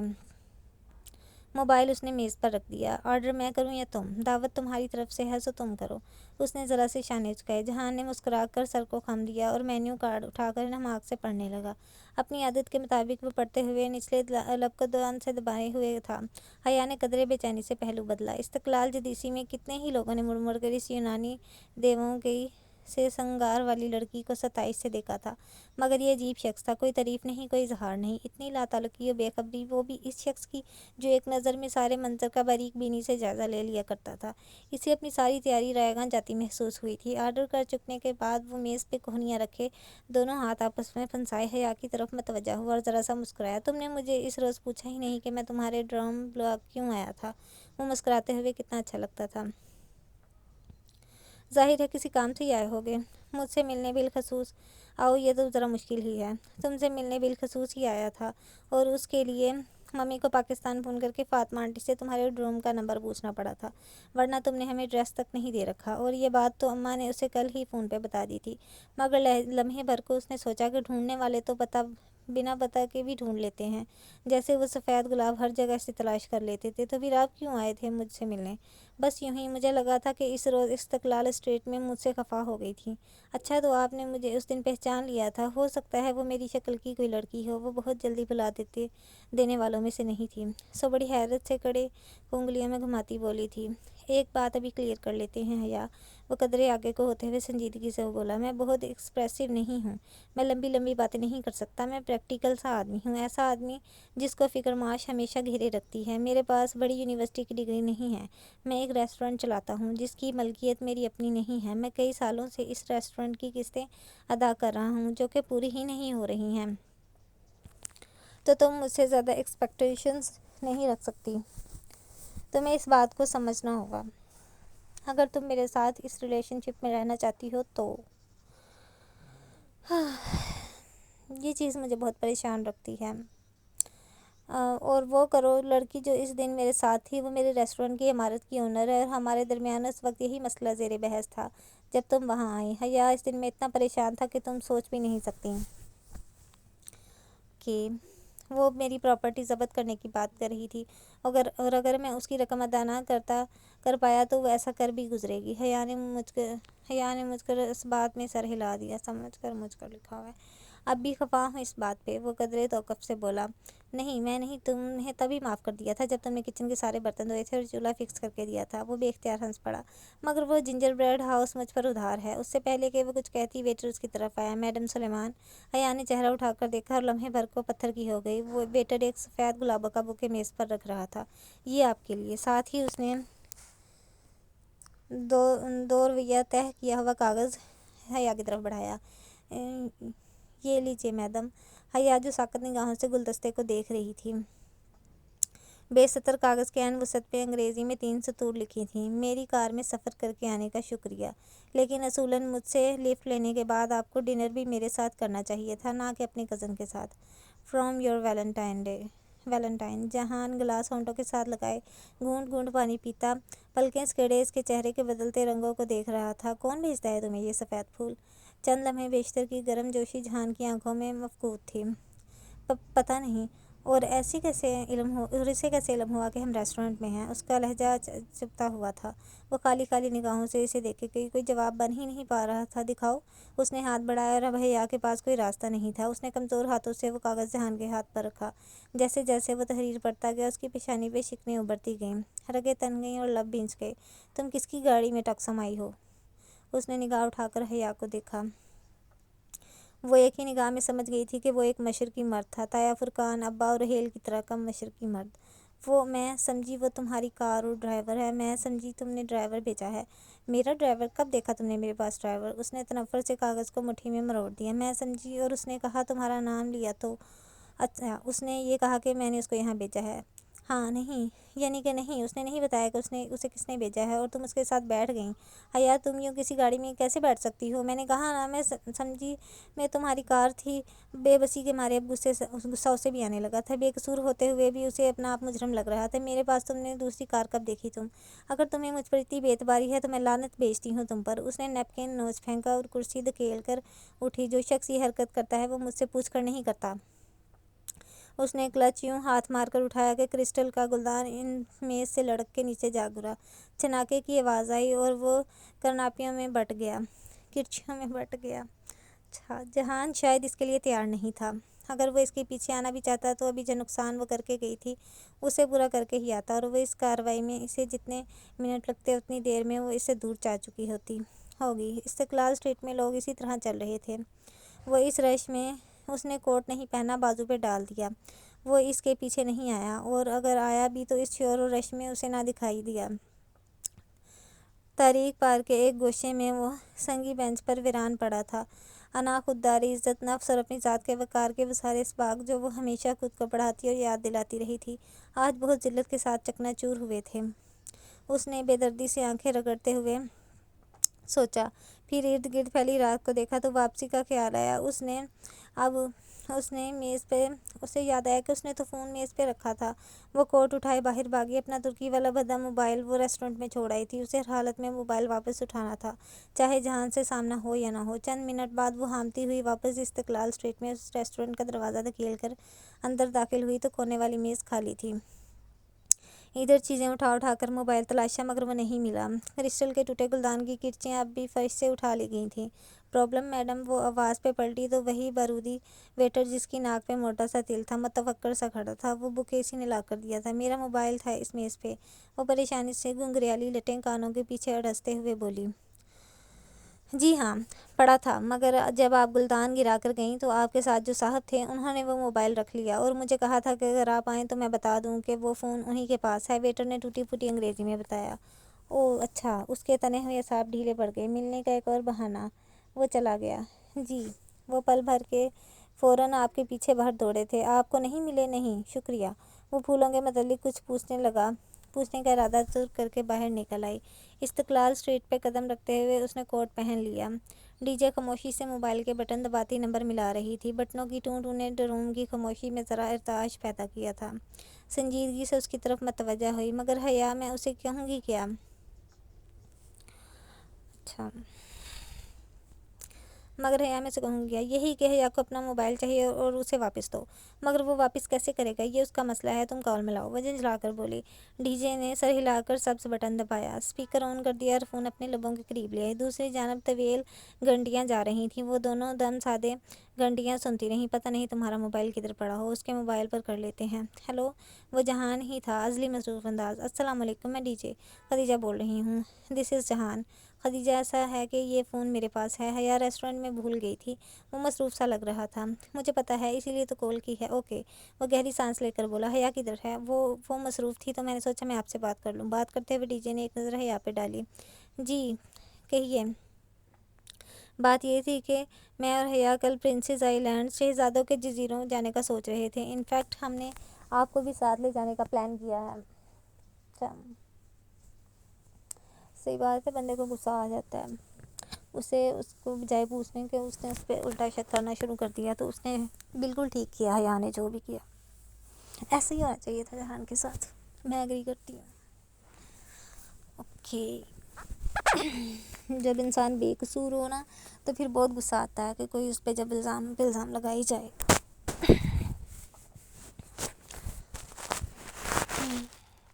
مجھے پتہ ہے، اس لیے تو کال کی ہے۔ اوکے۔ وہ گہری سانس لے کر بولا۔ بات یہ تھی کہ میں اور حیا کل پرنسز آئی لینڈز جا رہے تھے۔ ان فیکٹ ہم پرنسز آئی لینڈ کے سب سے بڑے جزیرے بے وقت آ جائیں گے۔ حیا نے ناسمجھی سے الجھ کر اسے دیکھا۔ اوکے، تو آپ کو فون چاہیے؟ نہیں، فون آپ اپنے پاس رکھیں، عیش کریں، ہمیں بس کمپنی چاہیے۔ ڈی جے ذلیل وہ بنا آواز کے لب ہلا کر چلائی۔ کل تو میں ذرا مصروف ہوں، آپ کے ساتھ نہیں چل سکوں گا۔ تو پرسوں صبح چلتے ہیں۔ نہیں، وہ ہاتھ سے اشارے کرتی اسے باز رکھنے کی کوشش کر رہی تھی۔ پرسوں تو مجھے شہر سے باہر جانا ہے، وہ کہہ رہا تھا۔ پھر جمعے کو میری ایک اہم میٹنگ ہے، اور بے وقت میں تو پورا دن لگ جاتا ہے۔ پھر تو آپ ہفتے کو بھی مصروف ہوں گے، ڈی جے نے مایوسی سے کہا۔ ان فیکٹ ہفتے کو میں واقعی فارغ ہوں۔ ٹھیک ہے، ہفتے کو میں آپ لوگوں کے ساتھ چل سکتا ہوں۔ وہ جیسے بادل نخواستہ تیار ہوا تھا۔ ٹھیک ہے، پھر ہم ہفتے کو ملیں گے۔ ٹھیک میڈم۔ اور ہاں، تب تک آپ ہمارا فون استعمال کر سکتے ہیں۔ میں آپ کا احسان تعمیر یاد رکھوں گا۔ وہ ذرا ہنس کر بولا۔ وہ فون بند کر کے واپس آئی تو حیا خاموشی سے اسے گھور رہی تھی۔ کیا ضرورت تھی اسے ساتھ چلنے کا کہنے کی؟ ہم اکیلے بھی تو جا سکتے تھے، کیونکہ مجھے اس کے شادی شدہ ہونے میں ابھی بھی شک ہے۔ وہ اب ایک صفحے پہ رک کر بغور کوئی تصویر دیکھ رہی تھی۔ ویسے اس کی بیوی کہاں ہوتی ہے؟ یہ استنبول میں۔ وہ بددلی سے پیچھے ہو کر بیٹھ گئی۔ اس کی کیا اپنی بیوی سے کوئی لڑائی ہے؟ کبھی ذکر نہیں کرتا اس کا۔ شاید میں نے اس موضوع پر بات نہیں کی کبھی۔ ویسے بھی جہان کا نکاح بچپن میں ہی ہو گیا تھا۔ اب پتہ نہیں اسے خود اپنے نکاح کا علم ہے بھی یا نہیں، کیونکہ وہ کبھی ذکر نہیں کرتا۔ شاید پھوپھو نے اس سے چھپا رکھا ہو۔ بچوں والی باتیں کرتی ہو تم بھی۔ ڈی جے نے کفی سے چہرہ اٹھا کر اسے دیکھا۔ آج کے دور میں کہاں ممکن ہے کہ کسی کا نکاح ہوا اور اسے علم نہ ہو؟ یقیناً اسے پتہ ہوگا، کیونکہ اس کا نکاح مجھ سے ہوا تھا۔ وہ آہستہ سے بولی تو ڈی جے نے ایک جھٹکے سے سر اٹھایا۔ یعنی او گوڈ، تمہارا اس سے نکاح ہوا تھا تو وہ تمہارا کیا لگا؟ سوتیلا ماموں لگا۔ وہ بھی گھٹ کر بولی اور اپنے بیگ کی طرف بڑھ گئی۔ او مائی گاڈ، تم نے مجھے اتنی بڑی بات نہیں بتائی۔ ڈی جے ابھی تک بے یقین تھی۔ اب بتاؤ بھی نا، اب جاؤ، کلاس کا ٹائم ہونے والا ہے۔ بہت ذلیل ہو تم حیا۔ او گاڈ، وہ تمہارا ہسبینڈ ہے؟ ڈی جے ابھی ٹھیک سے حیران بھی نہ ہو پائی تھی کہ گھڑی پر نگاہ پڑی۔ ارے 8 بج گئے۔ وہ میگزین پھینک کر اٹھی اور کھڑکی کے سامنے جا کر کھڑی ہوئی۔ پھر سلائڈ کھول کر چہرہ باہر نکالے، لبوں کے گرد دونوں ہاتھوں کا پیالہ بنائے بلند آواز میں چلائی، good morning D J. T P C C, پتہ نہیں کیا لکھا میں نے، اور نیچے سے کسی لڑکے نے جوابی ہانک لگائی تھی۔ اچھا ذلیل، وہ جل کر اور زور سے چلائی، چپ کرو، مجھے سونے دو۔ حیا نے تکیہ کھینچ کر اسے دے مارا۔ وہ یونیورسٹی کی عمارت کی بیرونی سیڑھیاں اتر رہی تھی۔ یہ اس کا پاکستانی سم والا فون تھا۔ دوسرا موبائل جہان کے پاس ہوتا تھا۔ اس کے باعث وہ آج کل اسے ہی استعمال کر رہی تھی۔ چمکتی اسکرین پہ ترکی کا کوئی غیر شناسہ نمبر لکھا آ رہا تھا۔ نمبر کس کا تھا اسے قطعاً یاد نہ تھا۔ نمبر یاد رکھنے کے معاملے میں وہ بہت چور تھی۔ اسے اپنے پاکستانی نمبر تک کے آخری 2 ہندسے بھولتے تھے، اور ترکی والا تو خیر سرے سے یاد نہ تھا۔ ہیلو، وہ فون کان سے لگائے ہوئے وہیں سیڑھی پہ بیٹھ گئی، کندھے سے بیگ اتار کر ایک طرف رکھا۔ جہان تیرا نقش قدم دیکھتے ہیں، خیاباں ارم دیکھتے ہیں۔ آواز اجنبی تھی بھی اور نہیں بھی، مگر اس کا اتار چڑھاؤ اور انداز سب شناسا تھا۔ وہ لب بھینچ گئی۔ عبدالرحمن بات کر رہا ہوں اور بات کرنے کی اجازت چاہتا ہوں۔ گو کہ وہ پڑھا لکھا تھا، مگر انداز سے کہیں نہ کہیں ممبئی کے کسی نچلے طبقے کی شہری کی جھلک آتی تھی۔ کیا بات کرنی ہے آپ کو؟ آخر آپ مجھ سے چاہتے کیا ہیں؟ ملنا چاہتا ہوں، بتائیے، کیا یہ ممکن ہے؟ اس کی ریڑھ کی ہڈی میں ایک سرد لہر دوڑ گئی۔ میں نہیں مل سکتی۔ کیوں؟ جس فون کال میں آپ کی دوست نے آپ کے کزن کو اپنے ساتھ چلنے کی آفر کی تھی، اس میں غالباً انہوں نے بیوہ ادا کا ذکر کیا تھا۔ پرنسز آئی لینڈ، شہزادوں کے جزیرے، کیا آپ ادھر نہیں آ رہی؟ تو وہ اس کی کال سٹیپ کر رہا تھا۔ تبھی اس نے پاکستان والے موبائل پہ کال کی تھی، کیونکہ وہ ترکی والے فون کے جہان کی تحویل میں ہونے کے بارے میں جانتا تھا۔ میں بیوہ ادا نہیں جا رہی۔ آئندہ آپ نے میرا پیچھا کریں گے، نہ ہی میری کال ٹیپ کریں گے، ورنہ میں آپ کی جان لے لوں گی، سمجھے؟ اس نے جھلا کر فون کان سے ہٹایا اور سرخ بٹن زور سے دبایا۔ موبائل آف ہو گیا۔ وہ گہری سانس لے کر اٹھ کھڑی ہوئی۔ جانے یہ کب شخص اس کا پیچھا چھوڑے گا؟ سمندر کی جھاگ بھری نیلی لہروں پر سے ہوا سرسراتے ہوئے گزر رہی تھی۔ ڈی جے ابھی مکیرہ لیے بالکنی کے دوسرے سرے تک گئی تھی۔ وہ جب سے کدی کوئے کی بندرگاہ پہ فیری میں سوار ہوئے تھے، تب سے آپس میں باتیں نہیں کر رہے تھے۔ فیری ویسے بھی کھچا کھچ بھرا تھا۔ جگہ ڈھونڈنے میں اتنا صرف ہو گیا۔ فیری کی نچلی منزل جو چاروں طرف سے شیشوں سے بند تھی، پر جڑے تمام صوفے اور کرسیاں بھرے تھے۔ وہ دونوں بالکل دائیں طرف کے کونے میں تھے۔ ہوا بے حد سرد تھی، پھر بھی جہان سیاہ سویٹر کی آستین کوہنیوں تک موڑے ہوئے تھا، مگر اسے بے حد سردی لگ رہی تھی کہ اس نے سیاہ لمبے اسکرٹ کے اوپر صرف سرمئی سویٹر ہی پہن رکھا تھا۔ گیو می سم سن شائن، گیو می سم رین۔ حیا کے بائیں جانب ریلنگ پکڑے انڈین لڑکیوں کا ایک گروپ کھڑا تھا۔ وہ لڑکیاں بہت سی تھیں۔ وہ کندھے سے کندھا ملا کر کھڑی تھیں اور ان کی قطار بالکنی کے دوسرے سرے تک جاتی تھی۔ تم اس روز بغیر بتائے اٹھ کر چلی گئی تھی۔ تمہیں پتہ ہے میں کتنی دیر استقلال اسٹریٹ میں تمہیں ڈھونڈتا رہا؟ وہ ریلنگ پہ جھکا سمندروں کی لہروں کو دیکھتے ہوئے کہنے لگا۔ تو نہ ڈھونڈتے، حیا نے بے نیازی سے شانے جھکائے۔ اس کے بال اڑ اڑ کر جہان کے کندھے کو چھو رہے تھے، مگر وہ انہیں سمیٹنے کا تکلف بھی نہیں کر رہی تھی۔ اتنا غصہ؟ جہان نے گردن موڑ کر حیرت سے اسے دیکھا۔ وہ تنے ہوئے نقوش کے ساتھ اسے دیکھ رہی تھی۔ ایسا بھی کچھ نہیں کہا تھا میں نے۔ اگر تمہیں خود شرمندگی نہیں ہے تو میں کیوں دلاؤں؟ میری جگہ کوئی بھی ہوتا تو وہ یہی پوچھتا۔ مجھے کسی اور سے کوئی سروکار نہیں ہے۔ سی گلز کا ایک گول پھڑپڑاتا ان کے سامنے سے گزرا تھا۔ جہان سیدھا ہوا اور ہاتھ میں پکڑی روٹی کا ٹکڑا توڑ کر فضا میں اچھالا۔ ایک بڑے سے سمندری بگلے نے فضا میں ہی غوطہ لگا کر اسے اپنی چونچ میں دبا لیا۔ وہ خاموشی سے پانی کی نیلی سطح کو دیکھتی رہی۔ پانی میں گلابی جیلی فش تیر رہی تھیں۔ ان کے سر پانی کے اندر ہی تھے، مگر وہ اتنا شفاف تھا کہ وہ واضح دکھائی دیتی تھی۔ کیا میرا اتنا بھی حق نہیں ہے حیا کہ میں پوچھ سکوں کہ وہ شخص کیوں تمہارے پیچھے پڑا ہوا ہے؟ تم مجھ پر یقین کر سکتی ہو۔ मुझ पर एतबार तो करके देखो एक दफ़ा। पूछो, ज़रूर पूछो, मगर उसी से जाकर पूछो। मगर मैं नहीं जानता कि वो कौन है। मैं भी नहीं जानती कि वो कौन है। आज वो जहान के लिए वही हया सुलेमान बन गई थी जो वो हर एक के लिए थी। खुद को जिस शख्स के सामने झुका लिया था, अब उसी के सामने उठाना भी था। जीने दो, कुछ पल तो जीने दो। वो लड़कियां लहक लहक कर गा रही थीं, अच्छा आई एम सॉरी। वो रुख मोड़कर इसके बिल्कुल मुकाबिला खड़ा हुआ और रोटी का बचा हुआ टुकड़ा इसकी तरफ बढ़ाया। हया ने निगाह उठाकर उसे देखा तो वो ज़रा सा मुस्कुराया। एक लम्हा लगा था उसे पिघलने में और वह पिघली हुई मोम का ढेर बन गई। वो धीरे से मुस्कुरा दी, खुद से किए सारे वादे भूल गए। ओके, उसने रोटी का टुकड़ा खींचकर तोड़ा और उड़ते हुए बंगले की सिमत फेंका। उसने इस फिजा में ही पकड़ लिया। तुम्हारा तुर्की बहुत खूबसूरत है जहान, मगर यहाँ के लोग अच्छे नहीं हैं। अब वो रोटी के टुकड़े करके फिजा में उछाल रही थी। अच्छा, कैसे हैं वो? अक्खड़, बदलिहाज, बदतमीज़, बदतहज़ीब, बेमरवत, उल्टे दिमाग के लोग हैं यहाँ के। वो कहती गई और वो बेख्तियार हंसता चला गया। और पाकिस्तान के लोग कैसे होते हैं या सुलेमान? कम अज़ कम तुर्कों से तो बेहतर होते हैं। उसने रोटी का आखिरी टुकड़ा भी हवा में उछाल दिया। जहान अभी तक हंस रहा था। Give me some sunshine, give me some rain, give me another chance to grow up again. लड़कियां इसी तरह मगन सी गा रही थीं। वो तीनों साथ साथ बेवकत की इस बल खाती सड़क पर नीचे उतर रहे थे। हया एक हाथ से स्टूल और दूसरे से उड़ते बालों को समेट के पकड़ते हुए चल रही थी। उसे यूं लग रहा था कि वो पुराने ज़माने में वापस चली गई है, एक कदीम जजीरे पे, वो जो सारी दुनिया से अलग थलग समुंदर के दरमियान वाक़या था। डीजे और जहान इससे चंद कदम आगे निकल गए थे और वो कदीम ज़मानों के रोमांस में खोई ज़रा पीछे रह गई थी। वो दोनों बातें भी कर रहे थे। अब उनमें खासी बेतकल्फ़ी हो चुकी थी। जहान उसे रेस्टोरेंट्स के मतलब कुछ बता रहा था। यहाँ बहुत ज़्यादा इकसाम के कबाब मिलते हैं, गालबन 150 इकसाम के, और ये रेस्टोरेंट तो सूप फ्री देता है या एप्पल टी।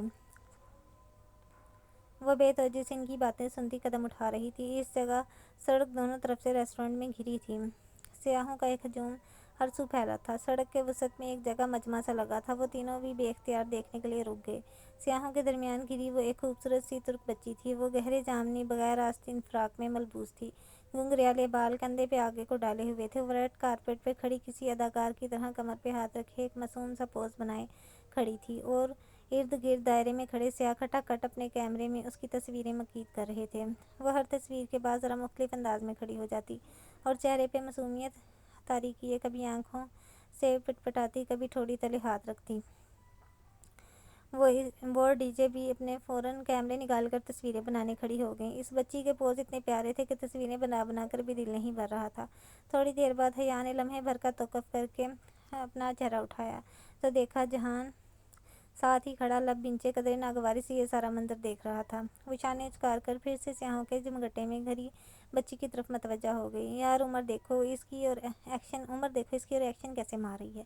डीजे हंसते हुए तस्वीरें खींच रही थी। दफ्तर मजमा को चीर के एक लड़की आगे बढ़ती दिखाई दी। उसने लंबे स्कर्ट और खुले स्वेटर के ऊपर भूरा सा स्कार्फ चेहरे के गिर्द लपेट रखा था। वो इतने माथे पे तेवरियां लिए आगे बढ़ी और सख्ती से इस बच्ची का बाजू पकड़ा। बच्ची घबराकर पलटी और जैसे ही इस लड़की को देखा इसके लबों से होले से निकला आयशे गुल। जवाबन वो बुरी सब्ज आंखों वाली लड़की तुर्क में गुस्से से कुछ कहती हुई इसका बाजू पकड़कर मजमा में से रास्ता बनाकर इसको ले जाने लगी। बच्ची अब मज़ाहमत करती चिड़चिड़ेपन से कुछ कह रही थी। वो लड़की जिसका नाम शायद आयशे गुल था मुसलसल बोलती हुई इसे लेकर जा रही थी। हया गर्दन मोड़कर इनको जाते देखती रही। आओ तुम्हें अपना बेवकदा दिखाता हूँ। जहान की आवाज़ पे वो चौंकी, फिर खफीफ सा सर झटक कर उसके साथ आगे बढ़ गई। जहान ने एक बग्गी रोक दी थी। डीजे ने अलबत्ता 4 लिराज़ा फ़ी घंटा के हिसाब से साइकिल किराए पर ले ली थी और अब उस पे सवार हो रही थी। हया बग्गी के करीब आई तो जहान ने एक तरफ होकर रास्ता दिया। वो शाहाना सी बग्गी ऊपर से खुली थी। आगे एक घोड़ा बना था, उसके साथ बग्गी बान लगाम थामे बैठा था। बैठे पीछे खूबसूरत सी 2 अफराद की बैठने की नशिस्त बनी थी जिस पर सुनहरी नक्शो निगार थे। वो एहतियात से ऊपर चढ़ी। मखमली शाही नशिस्त नहायत गदाज थी। वो दोनों एक ही साथ इस पे बैठे। बग्गी बान ने घोड़े को ज़रा सी चाबक लगाई तो वो चल दिया। पथरीली सड़क पे उसकी टापों की आवाज़ गूंजने लगी। तो फिर पाकिस्तान के अच्छे लोग कैसे होते हैं? हया ने गर्दन उसकी तरफ फेरी। वो हाथ में पकड़े स्मार्टफोन पर निगाहें जमाए पूछ रहा था। वो इसे कभी भी मुकम्मल तवज्जो नहीं देगा, ये तो तय था। पाकिस्तान और पाकिस्तान के अच्छे लोग। हया गहरी सांस लेकर सामने को देखने लगी। सड़क दूर دور سبز درختوں کی قطار سے گھری تھی۔ ہم بہت ترقی یافتہ نہیں ہیں، بہت پڑھے لکھے بھی نہیں ہیں، دھوکہ دہی، رشوت زنی، قتل و غارت اور بہت سی برائیوں میں بھی ملوث ہیں۔ ہمارے ہاں ظلم کھلے عام کیا جاتا ہے اور مظلوم بھی ہم ہی ہوتے ہیں، ہم پسماندہ بھی ہیں۔ پھر وہ قدرے توقف سے بولی، کیا تم نے واقعی ابا سے پوچھا تھا کہ پاکستان میں ہر روز بم بلاسٹ ہوتے ہیں؟ میں نے موبائل کی اسکرین کو انگلیوں میں پکڑے وہ ذرا سا چونکا، پھر زیر لب مسکرا دیا۔ شاید۔ کیا نہیں ہوتے؟ ہوتے تو ہیں۔ ہماری انٹرنیشنل اسلامک یونیورسٹی کے کیفے میں بھی بلاسٹ ہوا تھا۔ اس دن ہماری ایک فیئر ویل پارٹی تھی اور ہم فرینڈز بلاسٹ سے 10 منٹ پہلے کیفے سے نکلی تھیں۔ جب ہم دوبارہ آئے تو بہت برا منظر تھا، خون، ٹوٹا کان، جلی ہوئی دیواریں۔ اس نے یاد کر کے جیسے جھرجھری لی۔ تو سیکیورٹی ادارے کیا کرتے ہیں؟ لگتا تو نہیں کہ کچھ کرتے ہیں۔ خیر، ترکی کے لوگ کیسے ہوتے ہیں؟ میں تو ایک غریب سا ریسٹورنٹ اونر ہوں، ورکنگ کلاس کا ایک مزدور صفت شخص جس کو مصروفیات کے باعث گھومنے پھرنے کا وقت بھی نہیں ملتا، اور باوجود اس کے میرے گھر سے بیوقت تقریباً 2 گھنٹے کی مسافت پر ہوگا۔ میں 3 سال بعد ادھر آیا ہوں۔ واقعی؟ اس نے حیرت سے پلکیں جھپکائیں۔ جہان نے شانے جھکا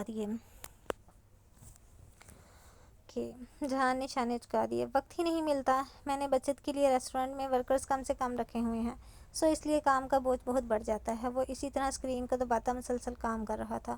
بگی سڑک کی ڈھلوان سے نیچے اتر رہی تھی۔ یہ تختہ کمزور ہے دفتن۔ جہان نے اپنے جوگر سے نیچے موجود تختہ تھپتھپایا اور پھر جھکا۔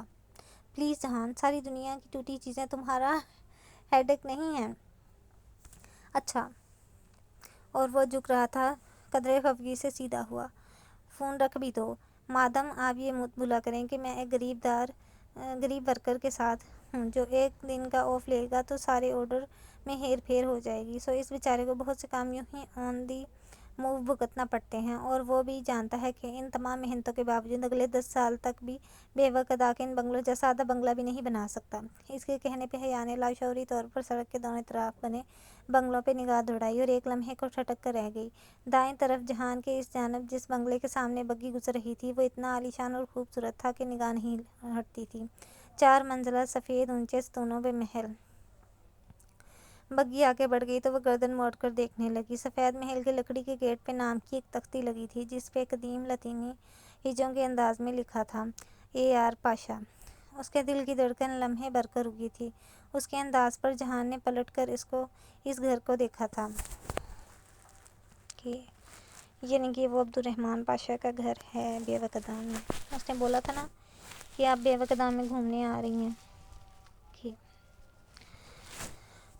اب کیا تم بھی سے میری جیب کا مقابلہ ان بنگلوں کے ساتھ کرنے لگی ہو؟ وہ چونکی، پھر اس گیٹ کو دیکھا جو اب دور ہوتا جا رہا تھا۔ نہیں تو۔ وہ سر جھٹک کر آگے دیکھنے لگی۔ پھر کتنی ہی گلیوں سے وہ خاموشی سے گزرے، یہاں تک کہ ایک جگہ جہان نے ترک میں کچھ کہہ کر کوچوان سے بگی رکوا دی۔ ہم نے پورے جزیرے کا چکر لگایا، پھر ابھی سے کیوں رک گئے؟ وہ اترنے لگا تو حیا بول اٹھی، نماز؟ جہان نے سامنے مسجد کی جانب انگلی سے اشارہ کیا۔ اچھا۔ مسجد کے دروازے کی طرف بڑھ گیا تھا۔ مسجد چھوٹی مگر صاف ستھری تھی۔ جہان مردوں والے حصے میں چلا گیا تو وہ وضو کر کے عورتوں کے پریئر ہال میں آ گئی۔ ہال کے ایک کونے میں ایک لڑکی بیٹھی تھی، اس کے سامنے ایک بچی اس کے انداز میں بیٹھی دھیمی آواز میں کچھ کہہ رہی تھی۔ بچی منت بھرے شکایتی انداز میں اس لڑکی کو گھٹنے کو جھنجھوڑتی کچھ کہے جا رہی تھی، مگر وہ لڑکی جس کا نام شاید عائشہ گل تھا، نفی میں سر ہلاتی گویا مسلسل اس کی ترویج کیے جا رہی تھی۔ وہ دونوں دھیمی آواز میں باتیں کر رہی تھیں۔ حیا اسٹول کو چہرے کے گرد لپیٹتے ہوئے ان دونوں کو دیکھنے لگی۔ انہوں نے اسے نہیں دیکھا تھا۔ وہ جب نماز پڑھ کر اٹھی تو دیکھا وہ بچی ابھی تک اس لڑکی کو منا رہی تھی اور شاید اپنی کوشش میں کامیاب نہیں ہو رہی تھی۔ اس کی آواز دھیمی اور زبان انجان تھی۔ عائشہ گل پلیز کہہ اٹھتی تو حیا کو سنائی دیتا۔ ایک آخری نگاہ ان دونوں پہ ڈال کر وہ باہر آ گئی۔ مسجد کے برآمدے میں وہ تنہا نماز پڑھ رہا تھا۔ حیا ننگے پاؤں چلتی ہوئی برآمدے تک آئی اور ستون کے ساتھ ٹیک لگا کے کھڑی ہو گئی۔ نیلی جینز اور اوپر سیاہ سویٹر، جہان سکندر کا مخصوص لاپرواہ سا حلیہ۔ وہ اب سجدے سے اٹھ کر تشہد میں بیٹھ رہا تھا۔ ہر کام پھرتی سے کرنے والا جہان سکندر کی نماز بہت ٹھہری ہوئی اور پرسکون تھی۔ وہ چونکہ اس سے ذرا پیچھے کھڑی تھی تو یہاں سے اس کا صرف ہلکا رخ ہی نظر آتا تھا، گردن کی پشت اور چہرے کا ذرا سا دایاں حصہ۔ وہ گردن جھکائے تشہد پڑھ رہا تھا۔ اس نے سلام کے لیے گردن موڑی تو حیا کو بلا کر اس کا چہرہ نظر آ گیا۔ وہ زیر لب مسکراتے ہوئے اسے دیکھے گئی۔ دوسری جانب سلام پھیر کر اس نے دونوں ہاتھ دعا کے لیے اٹھائے۔ تم انتظار کر رہی تھی؟ وہ ذرا مسکرا کر کہتا اس کی طرف آیا تو حیا نے اس بات میں سر ہلایا۔ وہ دونوں ساتھ ہی باہر آئے تھے۔ جہان چوکھٹ پر جب وہ جھک کر جوکر پہن رہا تھا تو حیا نے اسے پکارا، تم مذہبی ہو؟ تھوڑا بہت۔ وہ تسمہ باندھ رہا تھا۔ لگتے نہیں ہو۔ تسمے کی گرہ لگاتی اس کی انگلیاں تھمیں۔ اس نے سر اٹھا کر قدرے نہ سمجھی سے حیا کو دیکھا۔ اس نے دیکھا ہے یہ کیسی باتیں کر رہی ہے الجھی سی۔ میں کیا کرتا تو مذہبی لگتا؟ وہ تو مجھے نہیں پتا۔ ویسے تم نے دعا میں کیا مانگا؟ میں نے زندگی مانگی۔ وہ تسمہ بند کر کے اٹھ کھڑا ہوا۔ زندگی؟ حیا نے اس کا چہرہ دیکھتے ہوئے دہرایا۔ وہ اب عادتاً سویٹر کی آستینیں موڑ رہا تھا۔ انسان وہی چیز مانگتا ہے جس کو اس کی کمی لگتی ہے، سو میں ہمیشہ زندگی مانگتا ہوں۔ اگر زندگی ہے تو سب خوبصورت ہے، نہیں ہے تو سب اندھیرا ہے۔ دونوں سڑک کے کنارے ساتھ ساتھ چلنے لگے تھے۔ خوبصورتی کیا ہوتی ہے جہان؟ بے وقت ادا کی ایک سرد ہوا اس کے بال پھر سے اڑانے لگی تھی۔ شال سر سے پھسل کر اب گردن کے پیچھے اٹک گئی تھی، اور جب اب اپنے بکھرتے بال دونوں ہاتھوں میں سمیٹتے اس نے یہ سوال پوچھا تھا تو شدید خواہش کے باوجود وہ جانتی تھی کہ وہ خوبصورتی حیا سلیمان کی آنکھیں ہیں جیسی کوئی بات نہیں کہے گا، مگر جو اس نے کہا وہ حیا سلیمان کے لیے قطعاً غیر متوقع تھا۔ علی کرامت کی ماں؟ کیا؟ اس نے ناسمجھی سے جہان کو دیکھا تھا۔ ہاں، وہ سامنے دیکھتے ہوئے قدم اٹھا رہا تھا۔ میرے لیے خوبصورتی علی کرامت کی ماں پہ ختم ہو جاتی ہے۔ علی کرامت میرا ایک اسکول فیلو تھا۔ ایک دفعہ میں اس کے گھر گیا تھا، تب میں نے اس کی ماں کو دیکھا تھا۔ وہ بہت خوبصورت خاتون تھیں۔ وہ ڈاکٹر تھیں اور اس وقت ہسپتال سے آئی تھیں۔ وہ تھکی ہوئی تھیں اور تب کچن میں کھڑی ٹیشو سے اپنا چہرہ تپتپا رہی تھیں۔ حیا، وہ چہرہ اتنا مقدس، اتنا خوبصورت تھا کہ میں بیان نہیں کر سکتا۔ اس کی بات پہ وہ چند لمحے کے لیے خاموش ہو گئی۔ وہ ترک تھیں یا پاکستانی؟ بہت دیر بعد بولی۔ وہ سیاہ فام تھیں، خالص سیاہ فام، اور حیا کے حلق تک میں کڑواہٹ گھل گئی۔ یہ وہ واحد شخص تھا جس کے سامنے وہ جھک جاتی تھی، خاموش ہو جاتی تھی، کڑوے گھونٹ پی لیتی تھی اور پھر بھی موم بن جاتی تھی۔ وہ زندگی میں پہلی دفعہ کسی بدصورت عورت کو سوچ کر حسد کا شکار ہوئی تھی، مگر چپ رہی۔ پہر ڈھلنے لگی تو وہ واپسی کی تیاری کرنے لگے۔ بے وقت ادا جزیرے کی گلیوں میں چل چل کر اب اس کے پاؤں دکھنے لگے تھے۔ ڈی جے واپسی پہ پھر سے بالکنی میں کھڑے ہونے کے قطعی راضی پر تھی، اور اس کا پورا ارادہ فیری میں گھس کر چاہے پیار سے چاہے لڑ جھگڑ کر بیٹھنے کے لیے نشست ڈھونڈنے کا تھا۔ اگر تم دونوں اسی رفتار سے چلتی رہیں تو فیری نکل جائے گی اور تمہیں واقعی تیر کر واپس جانا پڑے گا۔ وہ ان دونوں کی سست روی پہ خاصا جھنجھلا کر بولا تھا۔ جواباً وہ قدرے خفت سے ذرا تیز چلنے لگیں۔ بندرگاہ کھچا کھچ سیاحوں سے بھری ہوئی تھی۔ وہ تینوں اس رش میں بمشکل راستہ بناتے آگے بڑھ رہے تھے۔ جہان آگے تھا اور وہ دونوں پیچھے۔ اسے اب اپنے ریسٹورنٹ کی فکر ہونے لگی تھی۔ پراپرٹی کی مالکہ نے آ کر پھر سے کوئی ہنگامہ کیا تھا۔ جہان سے اس سارے معاملے پہ قدرے پریشان اور متاسف لگا تھا، گو کہ وہ تاثرات چھپانے کی مکمل کوشش کر رہا تھا۔ وہ تینوں فیری کی طرف جاتے بورڈ کی جانب بڑھ رہے تھے جب کسی نے حیا کی کونی کو ذرا سا چھوا۔ Madam, madam! وہ ٹھٹک کر رکی اور گردن موڑی۔ اس کے عقب میں ایک 12-13 برس کا ایک ترک لڑکا کھڑا تھا۔ وہ کوئی ٹھیلے والا تھا۔ اس نے گردن کے گرد اور دونوں ہاتھوں میں بہت سے ہار اور موتیوں کی لڑیاں ڈوریوں میں باندھ کر اٹھائی ہوئی تھیں، اور اب وہ لڑیوں کا ایک گچھا حیا کے چہرے کے سامنے کر کے دکھاتا۔ وہ کبھی رکتی، مگر وہ موتی اور ان کی چمک اتنی خوبصورت تھی اسے ٹھہرنا ہی پڑا۔ وہ بے اختیار وہ لڑیاں انگلیوں میں اٹھا کر الٹ پلٹ کر دیکھنے لگی۔ وہ بالوں میں پرونے والی لڑیاں تھیں اور اتنی حسین تھی کہ چند لمحوں کے لیے وہ لمبے بالوں کی دیوانی لڑکی ارد گرد کو فراموش کر بیٹھی۔ حیا، حیا! جہان دور سے اسے آوازیں دے رہا تھا۔ اس نے سر اٹھا کر دیکھا۔ جہان اور ڈی جے فیری کے تختے پہ چڑھ چکے تھے اور اب جھنجھلاہٹ بھری کوفت سے اسے بلا رہے تھے۔ ایک منٹ! اوہ! انگشت شہادت اٹھا کر ان کو رکنے کا اشارہ کرتی پلٹ کر جلدی جلدی لڑیاں دیکھنے لگی۔ آؤچ! اس نے 2 لڑیاں الگ کر کے پوچھا۔ How much? کتنی کی ہیں؟ 10 لیرہ۔ اوکے، 10 لیرہ۔ یہ تو بہت زیادہ ہیں۔ اس نے خفگی سے بچے کو دیکھا۔ پیچھے جہان اسے ناگواری بھرے انداز میں پھر سے آواز دے رہا تھا۔ تم جاؤ، جگہ تلاش کرو، میں 2 منٹ میں آ رہی ہوں۔ اس نے ان کو مطمئن کرنے کے لیے جانے کا اشارہ کیا۔ ان تک آواز شاید پہنچ گئی تھی۔ تبھی وہ دونوں سر ہلا کر مڑے اور فیری کے اندرونی راستے کی جانب بڑھ گئے تھے۔ فیری نکلنے میں ابھی 3 منٹ تھے اور وہ 3 منٹوں کو ضائع نہیں کرنا چاہتی تھی۔ 7 لیرہ! اس نے حتمی انداز میں لڑکے کو کہا اور پیسے نکالنے کے لیے سنہری کلچ کھولا۔ اس سے قبل کہ وہ نوٹ نکالتی لڑکے نے ایک دم پرس جھپٹا اور بھاگ کھڑا ہوا۔ لمحے بھر کو اسے سمجھ نہیں آئی کہ ہوا کیا ہے، اور جب سمجھ آیا تو وہ رکو رکو میرا پرس! وہ چلاتی ہوئی اس کے پیچھے لپکی۔ جہان، ڈی جے فیری اس ابتدا میں اسے سب بھول گیا۔ لڑکا پھرتی سے بھاگتا جا رہا تھا۔ سیاح افراتفری میں فیری کی طرف بڑھ رہے تھے۔ کسی کے پاس توجہ کرنے کو وقت نہ تھا۔ وہ تیز قدموں سے دوڑتی اس لڑکے کے پیچھے آئی۔ وہ بازار کی طرف مڑ گیا اور اب ایک گلی کے عین وسط میں کھڑا تھا۔ جیسے ہی بھاگتی ہوئی اس گلی میں داخل ہوئی، لڑکے نے چونک کر اسے دیکھا اور پھر سے بھاگ کھڑا ہوا۔ رکو رکو! وہ غصے سے چلاتی اس کے پیچھے دوڑ رہی تھی۔ لڑکا خاصا پھرتیلا لگ رہا تھا مگر وہ اتنا تیز نہیں بھاگتا تھا۔ 3 گلیاں عبور کر کے وہ اس رہائشی علاقے میں داخل ہوا اور سرپٹ دوڑتا ہوا دائیں طرف کی قطار کے بنگلوں میں سے ایک کا گیٹ عبور کر گیا۔ وہ ہامتی ہوئی اس گیٹ تک آئی۔ گیٹ نیم وا تھا۔ لڑکا اندر ہی کہیں گیا تھا۔ دور کہیں فیری نکل چکی ہے۔ ڈی جے اور جہان جزیرے سے چلے گئے تھے اور وہ ادھر تنہا ہی رہ گئی تھی۔ لیکن یہ وقت وہ سب سوچنے کا نہیں تھا۔ اسے اپنا پرس اور پاسپورٹ واپس لینا تھا۔ ہر صورت اس نے ایک لمحے کو اس نیم وا گیٹ کو دیکھا اور پھر اس کے پیچھے کھڑے اس عالیشان سفید محل کو، اور پھر تیزی سے اندر آئی۔ یہ وہی سفید محل تھا جو اس نے دوپہر میں دیکھا تھا۔ چھوٹے سے باغیچے میں خاموشی چھائی تھی۔ لکڑی کا اونچا منقش دروازہ قدیم طرز کا بنا تھا۔ اس کے آس پاس بیل نامی کوئی شے نہ تھی۔ وہ کیا کرے؟ یوں منہ اٹھا کر کسی کے گھر میں کیسے گھس جائے؟ مگر وہ بھی تو اسی گھر میں چھپنے کی نیت سے داخل ہوا تھا۔ اسے بہرحال اندر جانا تھا۔ ایک مصمم ارادہ کر کے اس نے کندھے پر پھسلتی شال درست کی اور دروازے کا سنہری ناپ گھمایا۔ وہ قدیم وقتوں کی کوئی امر ہوئی شہزادی تھی جو راستہ بھٹک کر اس جزیرے پہ آ نکلی تھی اور اب سلطان کے محل کے سامنے کھڑی تھی۔ دروازہ چر کی آواز کے ساتھ کھلتا چلا گیا۔ اندر ہر سو اندھیرا تھا۔ اس نے چوکھٹ پہ قدم دھرا۔ ہیلو! وہ 2 قدم مزید آگے آئی اور پکارا۔ اس کی آواز کی گونج در و دیوار سے ٹکرا کر پلٹ آئی۔ وہ کسی لابی میں کھڑی تھی۔ وہاں نیند تاریکی سی چھائی تھی۔ صرف کھلے دروازے سے آتی شام کی نیلگوں روشنی میں آگے جاتی راہداری سی نظر آ رہی تھی۔ اس کا دل عجیب سی بے چینی و خوف میں گھرنے لگا۔ کوئی ہے؟ اب اس کے اس پکارنے تو آواز میں ذرا ارتعاش تھا۔ ایک دم اس کے عقب میں ٹھا کے ساتھ دروازہ بند ہوا اور کلک کے ساتھ لاک لگنے کی آواز آئی۔ وہ گھبرا کر پلٹی اور دروازے کی طرف لپکی۔ ڈور ناب مشکل اس کے ہاتھ لگا۔ اس نے زور سے ناب کھینچا، پھر گھمایا مگر بے سود۔ دروازہ باہر سے بند کیا جا چکا تھا۔ اوپن دی ڈور! وہ دونوں ہتھیلیوں سے لکڑی کا دروازہ پیٹنے لگی۔ ساتھ ہی وہ خوفزدہ سی دبی دبی آواز میں چلا رہی تھی۔ شہزادوں کے جزیروں پہ خوش آمدید! کسی نے بہت دھیرے سے اس کے عقب میں کہا تھا۔ شہزادوں کے جزیرے پہ خوش آمدید! لابی طریق تھی، البتہ اندر کی سمت مڑتی راہداری کے آخری سرے پر کوئی ٹمٹماتی سی زرد روشنی دکھائی دے رہی تھی۔ وہ آواز بھی وہیں سے آئی تھی۔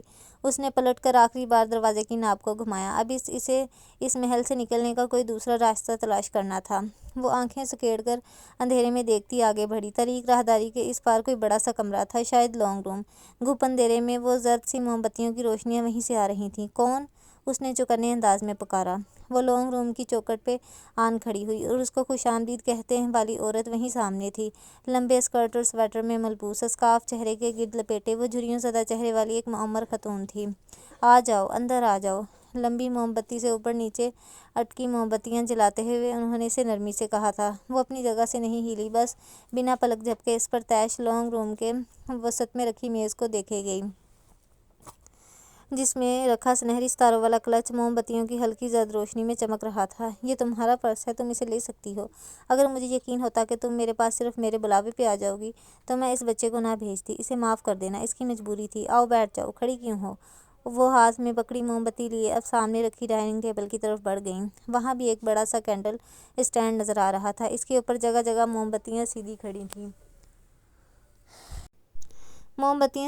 ہوئی تھیں۔ وہ ایک ایک کر کے ان موم بتیوں کو بھی روشن کرنے لگی۔ حیا کسی معمول کی طرح چلتی ہوئی آگے بڑھی اور بڑے صوفے کے کنارے کی نشست پہ جا ٹکی۔ اس کی نگاہیں ابھی تک قریب رکھی میز پہ دھرے اپنے سنہری کلچ پہ تھیں۔ کچھ کھاؤ گی؟ اس نے ہولے سے نفی میں سر ہلایا۔ بہت ساری ہمت مجتمع کر کے وہ بمشکل کہہ پائی، آپ نے مجھے یہاں کس لیے بلایا ہے؟ مجھے تم سے کچھ پوچھنا ہے اور تمہیں کچھ بتانا ہے۔ عبدالرحمن آج صبح کی فلائٹ سے انڈیا چلا گیا ہے، مگر جاتے جاتے اس نے یہ کام میرے ذمہ لگایا تھا۔ وہ اب اس کی جانب پشت کیے آخری موم بتی جلا رہی تھیں۔ وہ عبدالرحمن کے نام پہ حیران نہیں ہوئی۔ اس نے دوپہر میں ہی اس گھر کے باہر گیٹ پہ لگی تختی دیکھ لی تھی۔ اس کے باوجود جب وہ بچہ اس گھر میں داخل ہوا تب بھی وہ پیچھے چلی گئی۔ وہ صرف اپنے پرس کو الگے آئی تھی یا کسی معمے کے حل کے لیے۔ وہ کسی نتیجے پہ پہنچنے سے قاصر تھی۔ آپ کا عبدالرحمن پاشا سے کیا رشتہ ہے؟ وہ بولی تو اس کی آواز ذرا روشنی کی مانند مدھم تھی۔ آہستہ آہستہ اس کا خوف زائل ہو رہا تھا۔ میں عبدالرحمن کی ماں ہوں۔ انہوں نے ہاتھ میں پکڑی موم بتی میز پر رکھی۔ عبد الرحمن نے تمہیں ملنے کا کہا تھا، لیکن جب تم نے انکار کیا تو بھلے وہ ہاتھوں اور دامن کا صاف نہ ہو، دل کا اتنا صاف ہے کہ وہ رکا نہیں۔ البتہ جاتے جاتے اس نے میرے ذمہ یہ کام لگایا تھا کہ میں تم سے مل لوں اور تمہیں ان سوالوں کے جواب دے دوں جو تمہارے ذہن میں کلبلاتے رہتے ہیں۔ وہ دم سادے خاموشی سے اس معمر عورت کو دیکھے گئی جو ٹھہر ٹھہر کر بول رہی تھی۔ ان دونوں کے درمیان رکھی کارنر ٹیبل پہ ایک فوٹو فریم رکھا تھا، اس میں وہ چہرے مسکرا رہے تھے، ایک وہی معمر خاتون اور دوسرا ان کے ساتھ ایک 35-36 برس کا مرد جس کے بال گھنگریالے اور لمبے تھے، آنکھوں پہ موٹے فریم کا چشمہ تھا، چہرے پہ چھوٹی سی داڑھی جس میں جگہ جگہ سفید بال جھلکتے تھے۔ اس سے پہلے کہ میں کچھ بتاؤں، تم اگر کچھ پوچھنا چاہتی ہو تو پوچھ لو۔ حیا نے فوٹو فریم سے نگاہ ہٹا کر ان کو دیکھا جو مسکراتی پرشفقت نگاہوں سے اسے دیکھ رہی تھیں۔ عبد الرحمن پاشا مجھے کیوں پھول بھیجتا ہے؟ سفید پھول، جو شاید دشمنی کی علامت ہوتے ہیں۔ اس کے سوال پہ وہ ہولے سے مسکرائیں۔ ہر شخص کا اپنا ایک انداز ہوتا ہے، شاید وہ اس طرح پھول اس لیے بھیجتا ہے تاکہ تمہیں چونکائے، تمہاری توجہ حاصل کرے، مگر وہ مجھے کیسے جانتا ہے؟ اس نے اپنی الجھن سامنے رکھی۔ میں تمہیں یہی بتانا چاہتی تھی۔ انہوں نے ایک گہری سانس لی۔ دسمبر میں تم نے کسی چیریٹی ایونٹ میں شرکت کی تھی۔ وہ اسلام آباد میں اس وقت اسی ہوٹل میں تھا، وہاں اس نے تمہیں پہلی بار دیکھا تھا اور اسی رات پہلی بار تمہیں پھول بھیجے تھے۔ ایک دم سے اس کی میل آئی تھی۔ ایک دم سے اس کی وہ 2.5 ماہ کی بے چینی کا اختتام ہو گیا۔ اسے فوراً یہ یاد آ گیا جس رات اسے سبانجی کی طرف سے سلیکشن کی میل آئی تھی۔ اسی دوپہر اس نے چیریٹی لنچ اٹینڈ کیا تھا جو زارا کی کزن کی کسی اسٹوڈنٹ فیڈریشن کے تعاون سے منعقد کیا گیا تھا۔ اس میں شہر کے کئی بزنس مین اور دیگر بااثر شخصیات نے شرکت کی تھی۔ وہ زارا بھی یوں ہی چلی گئی تھی، یقیناً اسے عبد الرحمن پاشا نے وہیں دیکھا ہوگا۔ یہ ممکن تھا۔ تمہیں وہ ڈولی نامی خواجہ سرا تو یاد ہوگا، اسے عبد الرحمن نے ہی تمہارے تعاقب پہ لگایا تھا۔ ڈولی اس کے آبائی گھر کا پرانا خادم ہے، برسوں سے ہمارے ساتھ ہے اور وہ صرف تمہاری مدد کے لیے تمہارے پیچھے آتا تھا۔ جہاں تک تعلق ہے اس میجر کا جس کو تم نے اس کی ماں اور بہن کے سامنے بے عزت کیا تھا، اس کی مدد بھی عبد الرحمن نے تمہاری ویڈیو ہٹوانے کے لیے ہی لی تھی۔ یہ الگ بات ہے کہ اس وقت عبد الرحمن اس بات سے لا علم تھا کہ وہ میجر کرنل گیلانی کا بیٹا ہے۔ کرنل گیلانی جانتی ہو کون ہے؟ اس نے دھیرے سے نفی میں سر ہلایا۔ کرنل گیلانی وہ تھے جس کو تمہارے پھوپھا جان نے ملک چھوڑتے ہوئے اپنے کیس میں پھنسا دیا تھا۔ بے گناہ ہوتے ہوئے بھی کرنل گیلانی نے کئی سال سزا کاٹی اور گو کہ وہ بعد میں رہا ہو گئے تھے۔ انہوں نے قید کی صحبتوں میں لگنے والی بیماریوں کے ہاتھوں زندگی ہار دی۔ اس میجر کی شادی ہونے والی ہے۔ اس نے تمہیں صرف اپنے کسی ذاتی منصوبے کے لیے پھنسانا چاہا تھا، مگر تم بے فکر رہو، وہ اب تمہیں تنگ نہیں کرے گا۔ تو یہ تھا سارا کھیل۔